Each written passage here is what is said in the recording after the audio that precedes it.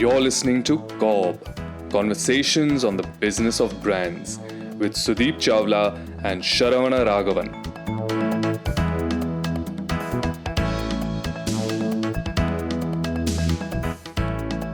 I wanted to wait a few days before we did this episode because it was a hot burning topic about the controversy about Bournvita and the influencer or de-influencer as he's being called. But I want to know what your take was on all of this. I think it's kind of settled down a little bit, so it's comfortable enough for us to speak about it. And both of us, by virtue of former employment, are pretty close to this brand called Bournvita. Yeah, I think enough has been Sharon said about it already. And given the nature of these controversies and what we have seen in the past, I would actually not bet on the fact that it has settled down.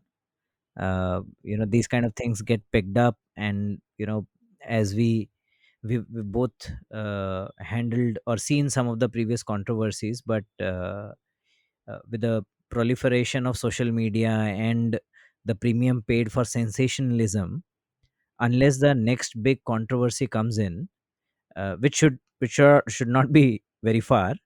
uh, I think people will like to rake it up and draw the maximum mileage out of it. uh, but yeah, it is something that has tested the brand, and in the same measure has also forced a lot of us to think about who to believe, what to believe, uh, and how to make judicious calls. Right. And the biggest point of this conversation that I picked up is that everybody seems to have a very clear opinion of how the brand should not have responded or how the brand should have responded.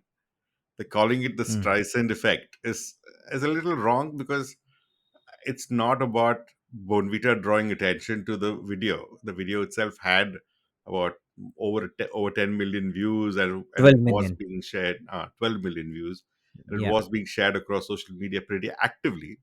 Yeah. So and having worked in that company, I mean, it's not to say we're taking sides, just that we have visibility to how the company does not make knee jerk reactions, given that that company has faced one of the biggest controversies a food brand could face in the early 2000s. Yeah. Do you remember that one? Yeah, of course. I do. I certainly do. And within the company, it is called the incident. That's what it is referred to when I worked on the same brand. And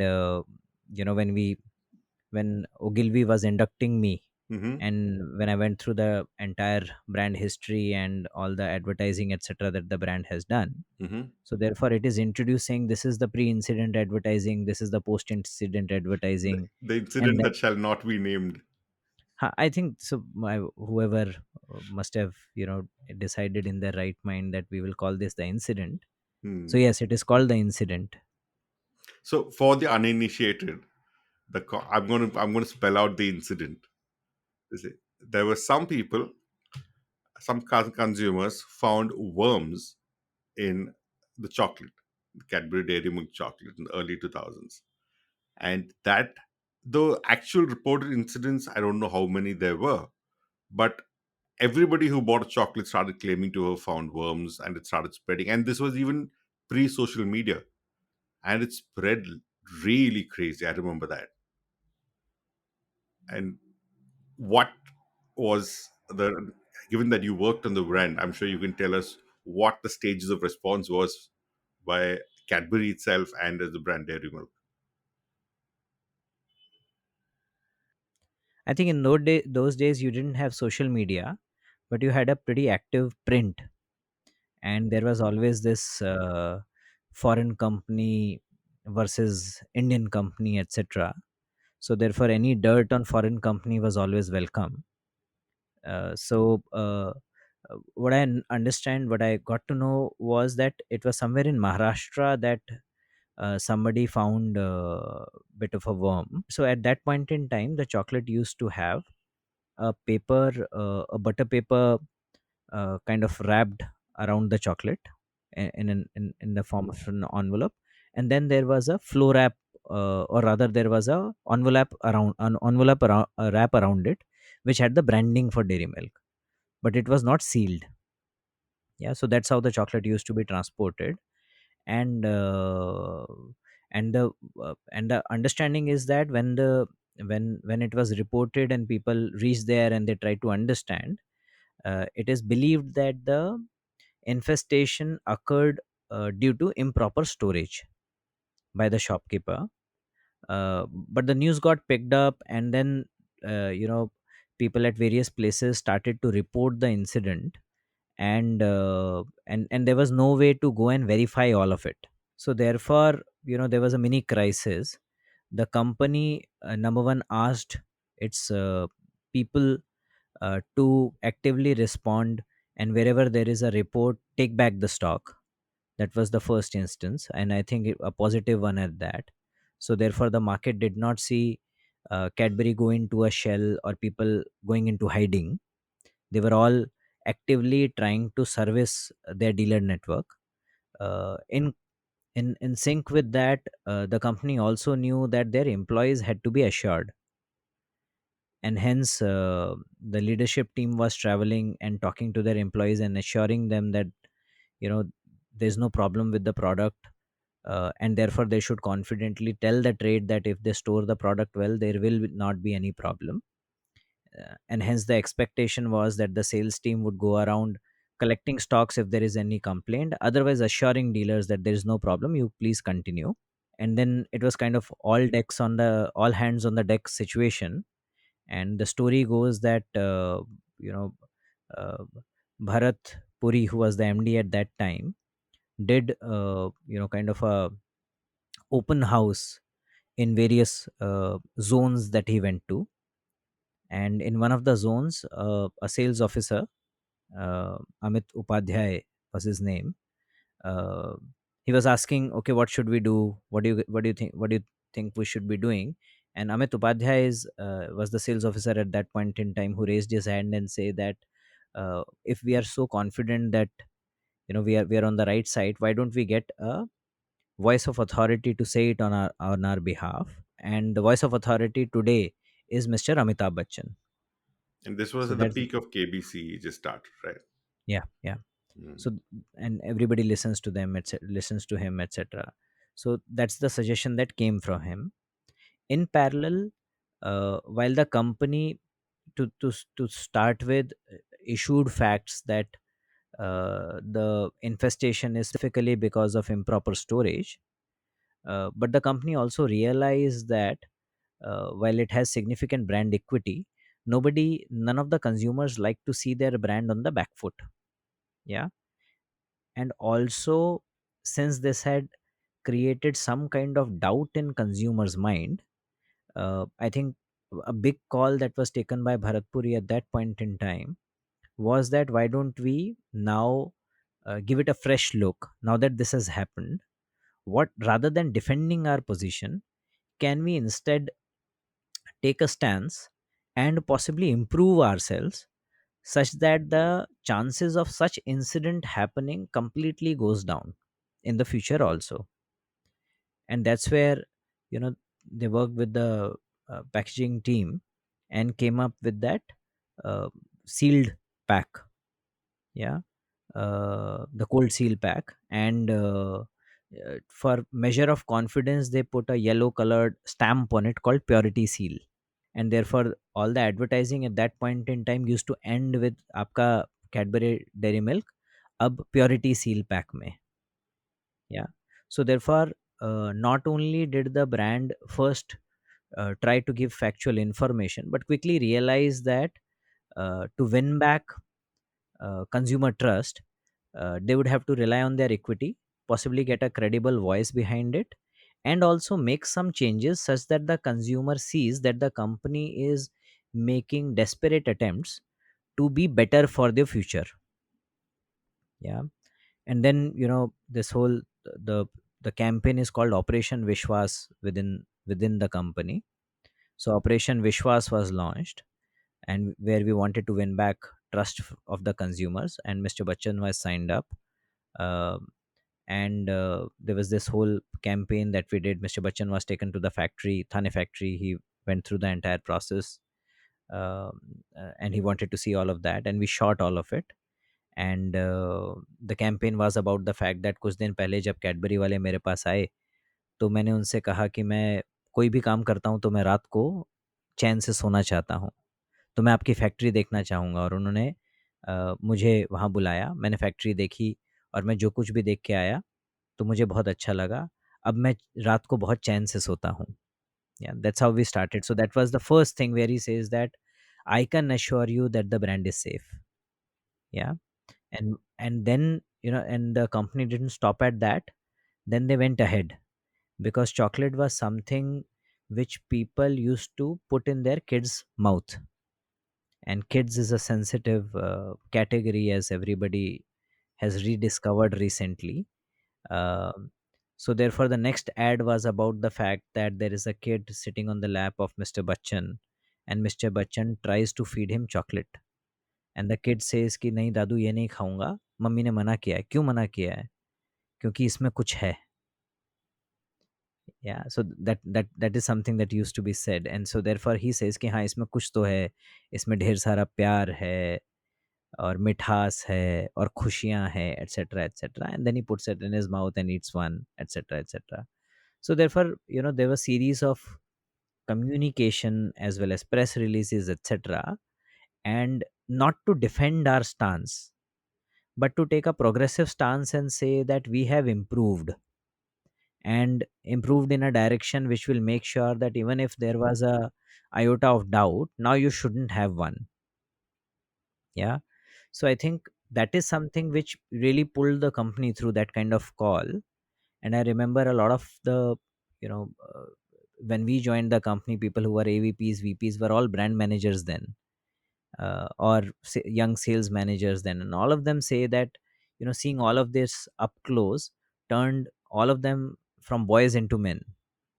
And, they learned, uh, how to handle a crisis from fairly close quarters, and they could see the leadership in action and all of that. So I think those were some of the lessons that we can possibly draw from one of the earlier controversies that we remember.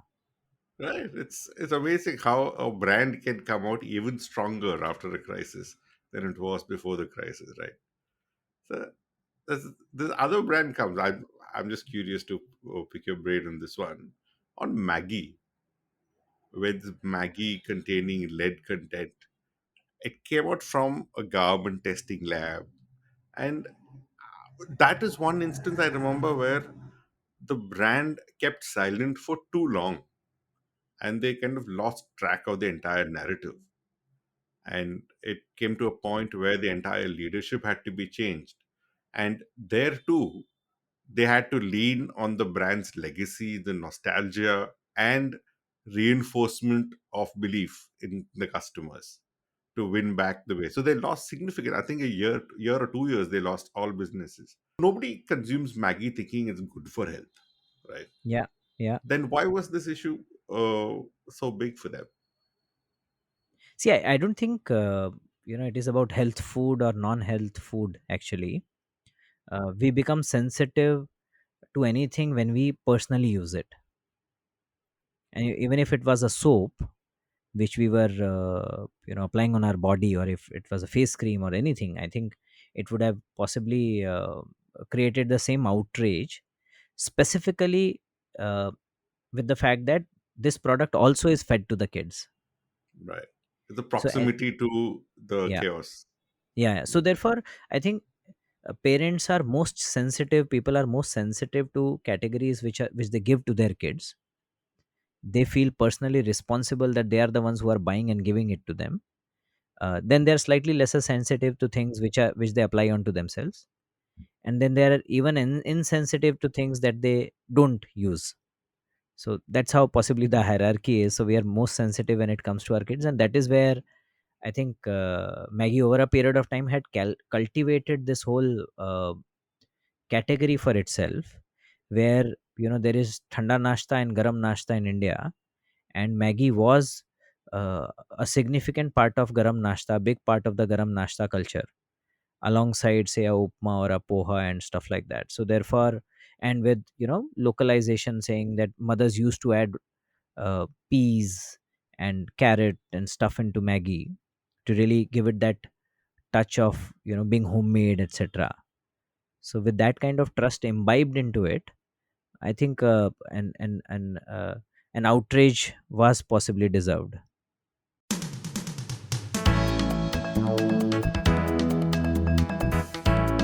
You're listening to COB, Conversations on the Business of Brands.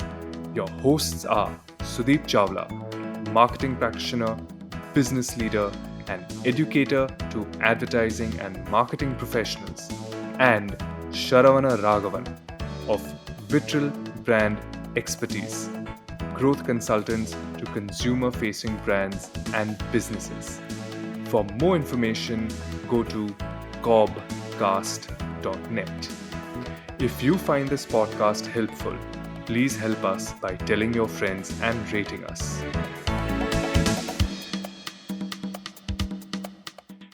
So Sharon, even from the Maggie case, while there must have been a delay to respond and all of that, finally the commonality that I see versus alongside the Cadbury case, the previous one, is also the fact that one, it is brand equity which pulls you through, and so therefore you have to take the brand conversation with the consumer forward, and take them to the higher pedestal of attachment, love, connection, etc. I also think that again the same thing. So just being on the back foot and just being clarifying, nobody likes a defensive brand.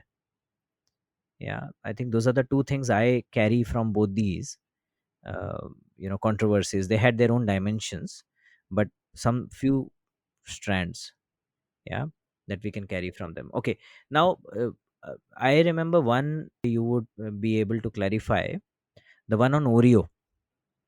Right. Yeah, when you were around. Yeah. So tell us a little bit about what was the controversy, and what went into diffusing it. Yeah. So this too will have the same strands that you picked up from Cadbury and Maggie, but it's a funny one though. I mean, it's funny when you sit back now.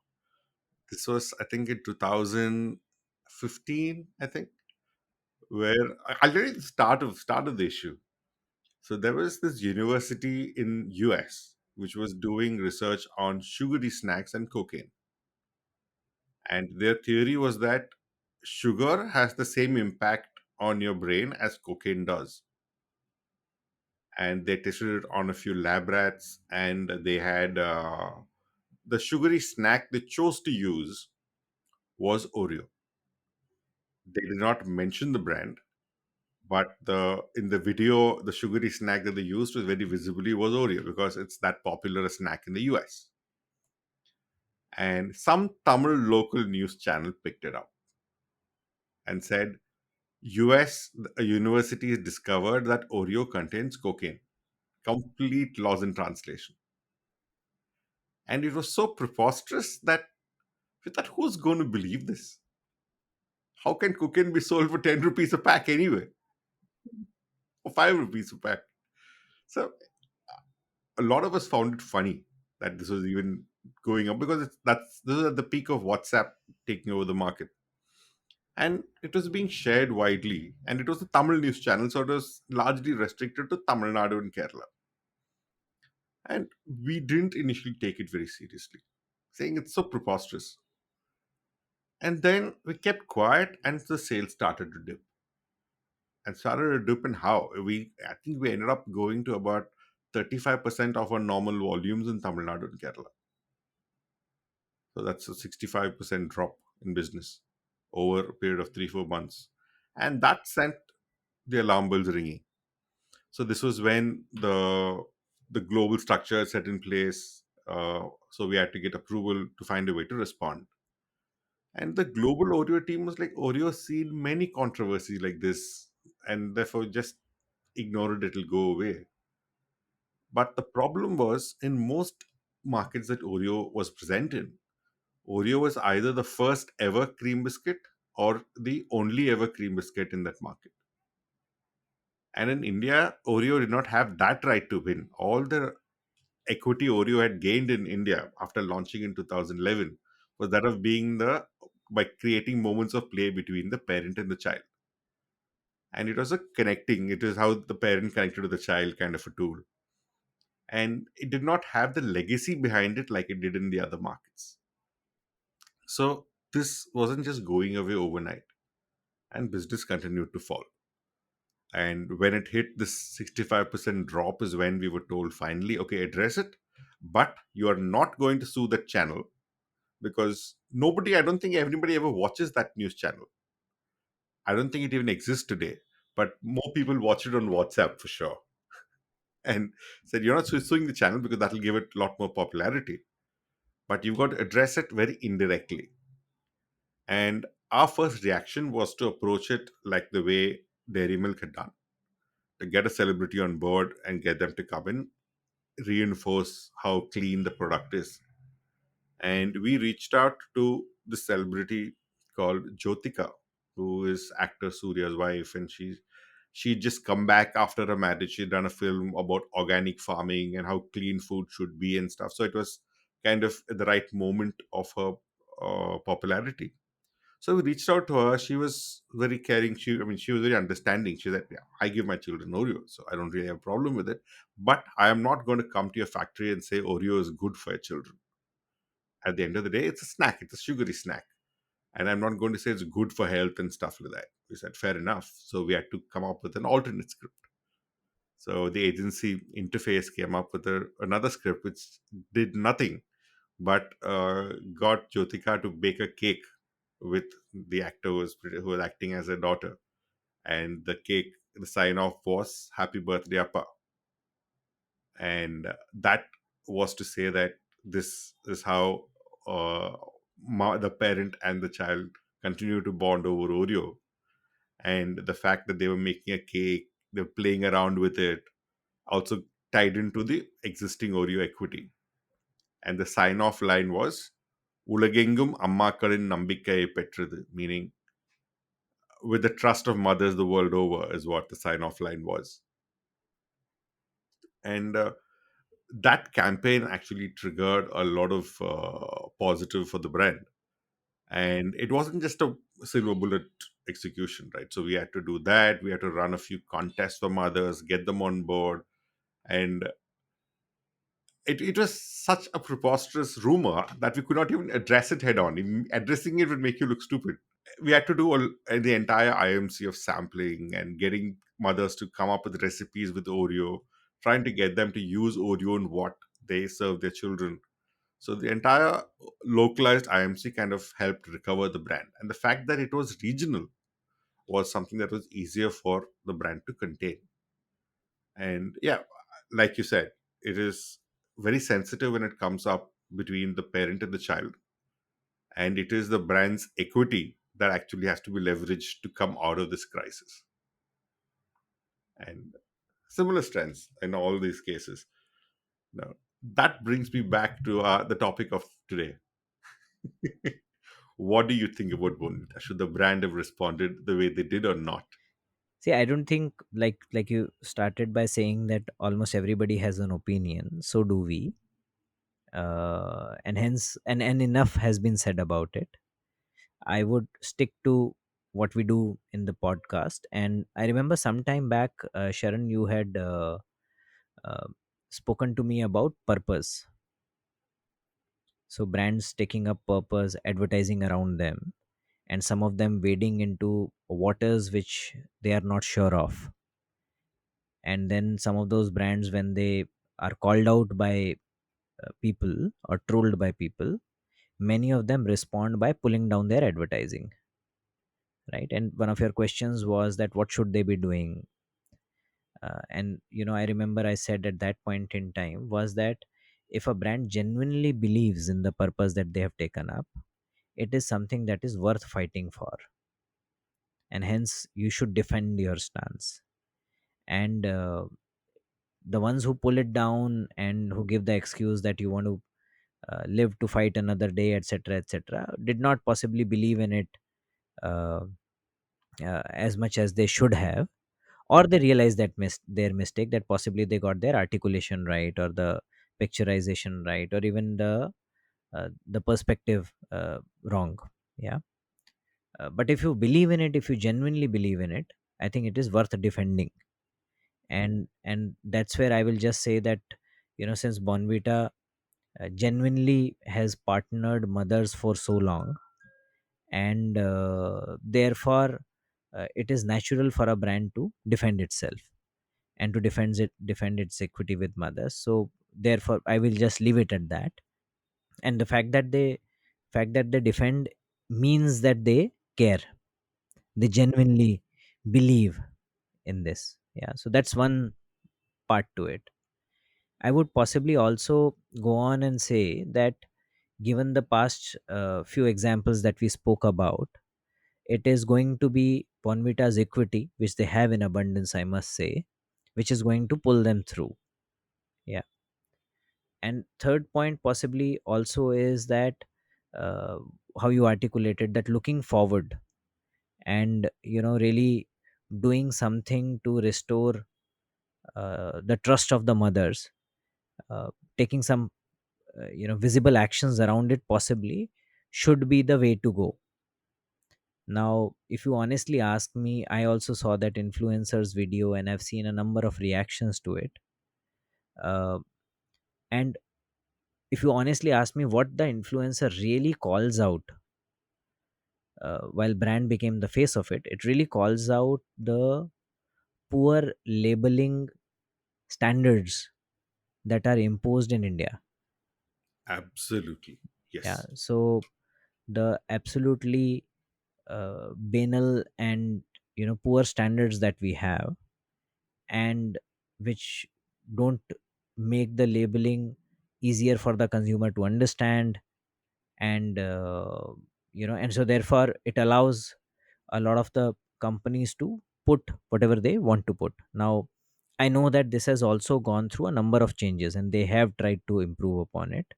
Per serve, etc., got added sometime when I was a brand manager, I remember that. Otherwise there used to be an nutritional information about the entire pack or per 100 gram.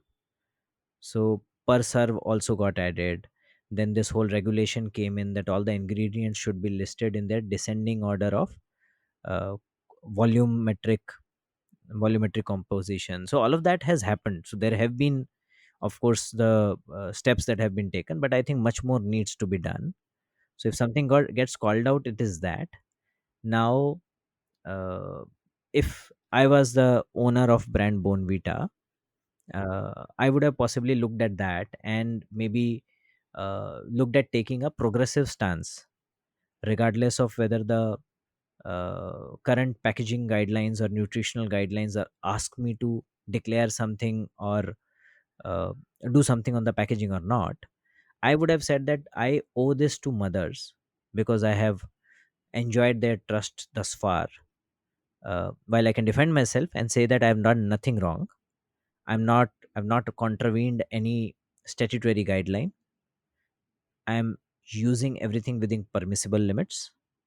I'm using everything which is permitted under Indian law. So everything is defensible. But as we said, as my possibly abstraction from the past cases is that consumers don't like a defensive brand. And hence I would say that ideally they should go on to offensive, use their equity, and also take some progressive step which honestly makes helps mothers make better choices for their kids. Yeah, and a mother would genuinely appreciate from a help from a brand of the stature of Bonvita. Yeah, or any other brand of that kind. It should serve as a good call to the entire category, if you honestly ask me. And if other brands are listening, this is a call to any and every brand out there. Any edible brand, anybody can take the progressive stance and possibly take a uh, leaf out of this whole controversy, and have take a leg up over their competition. That's what I would possibly that's how I would possibly look at it. That will be my stance. What do you think? No, I agree. And see, I don't think people are unaware of the sugar content in Bonvita, in the sense that while the co- communication is all about the fortified benefits in the brand, the product. It's Cadbury Bournvita. It is meant to make milk more palatable to kids, and the whole idea is to get kids to have more milk. That's what this entire brand's positioning is for. So I don't think it's as stark as it's being blown out. I think it's now than about the product composition. It's become about the David versus Goliath, the big company tormenting a penniless influencer. I think it's gone into a very dramatic sense, and that's why it's gained the steam it does. And like you said, it is about labeling clarity, and it is about being true to what the brand stands for, and it's about the business and all businesses as such using this as an opportunity to take a step up, like the example that we saw so far. And I think that's the only way to get out of this. And and these are uncontrollables for a brand. You can't really plan for it, and there is no one right way to respond to it. And if it's hurting your positioning or if hurting what you stand for, like you said, your values, then you can't not respond in this scenario. Yep. Yeah. I think that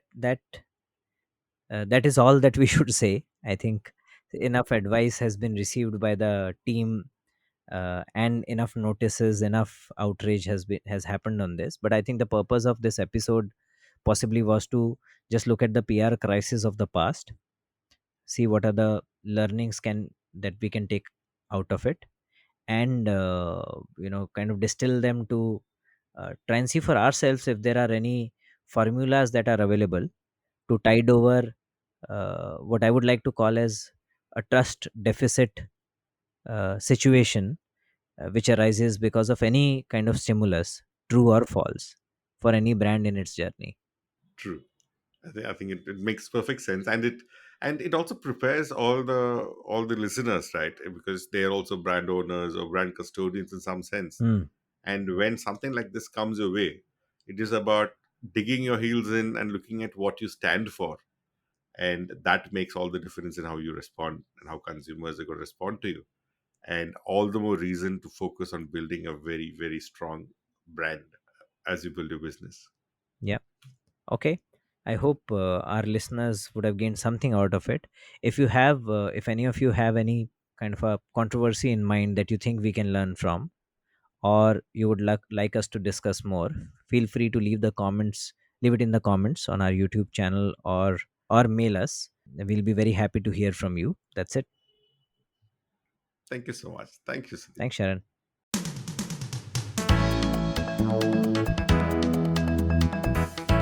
Thank you for listening to COB, Conversations on the Business of Brands with Sudeep Chawla and Sharavana Raghavan. Subscribe and learn more at cobcast.net. That's COBBCAST.net.